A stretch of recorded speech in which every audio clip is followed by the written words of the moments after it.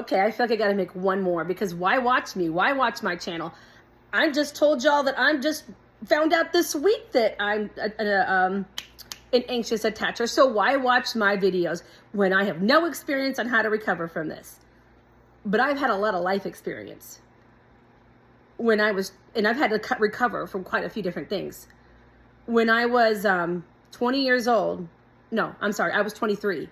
My first husband passed away in a swimming accident. The love of my life. Worst thing I ever went through.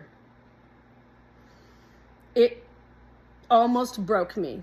I wanted to die because how could I live life without him?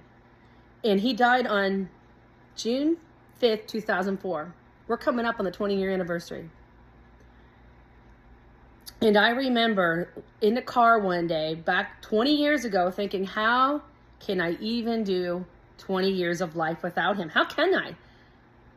I can't. And being an anxious attacher, he's not coming back. He's gone.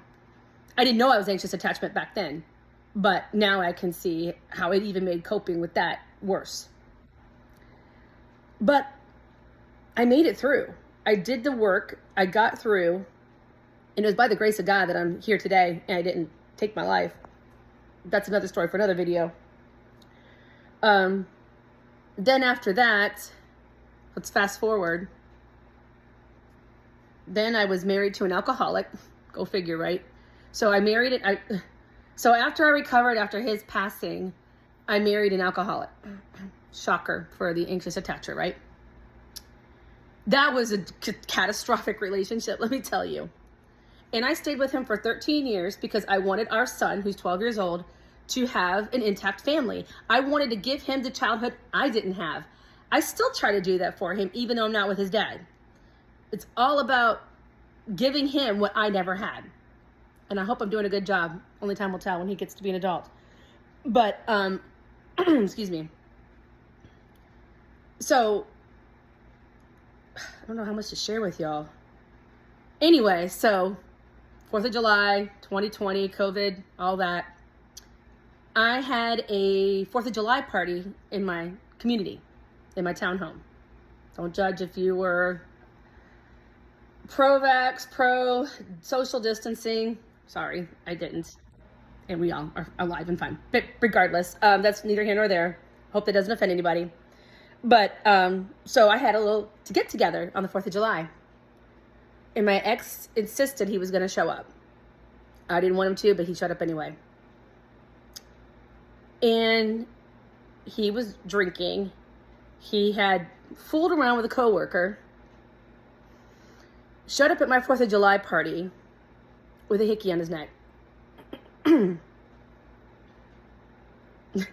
That about rocked my world. You would, if most people, they'd probably be like, you know what? Done, gone, go away, we're through. I kicked him out, but I was still willing to work on the marriage because I'm anxious attachment. I found I was codependent through that, and that was what I was going to get to. Through that whole process, I called my pastor and said, hey, look, I've got a plan to get us back together. We're going to work through this. We're going to get through this. Even though he shut up my 4th of July party with a hickey, I still wanted to work it out. What is wrong with my brain? That's seriously psycho. So my pastor stopped me, and he said, Rachel, I'm seeing signs that you're codependent. Had he said that to me earlier, I don't think I would have heard him. But I was so broken, and in that moment, I just realized he had to be right. And I said, what do I do to heal from this? And I will say that I think when it comes to codependency, I've done well at healing. I can spot a manipulator a mile away.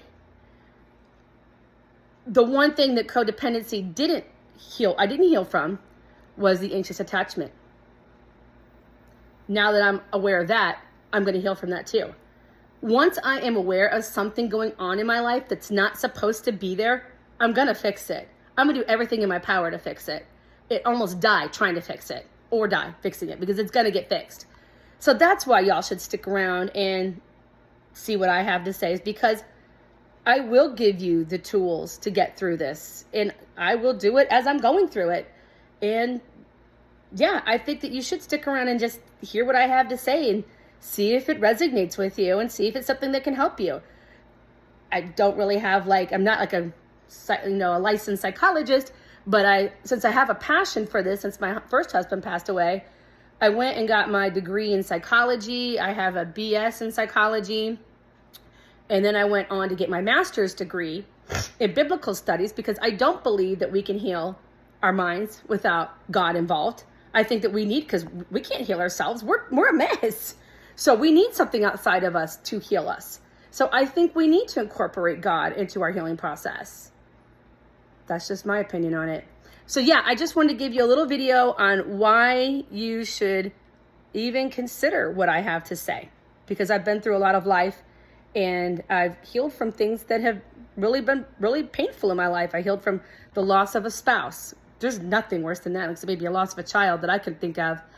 And then I healed from codependency. I just need to work on this part, and I'm going to. Be blessed, and I hope to see you again. Bye.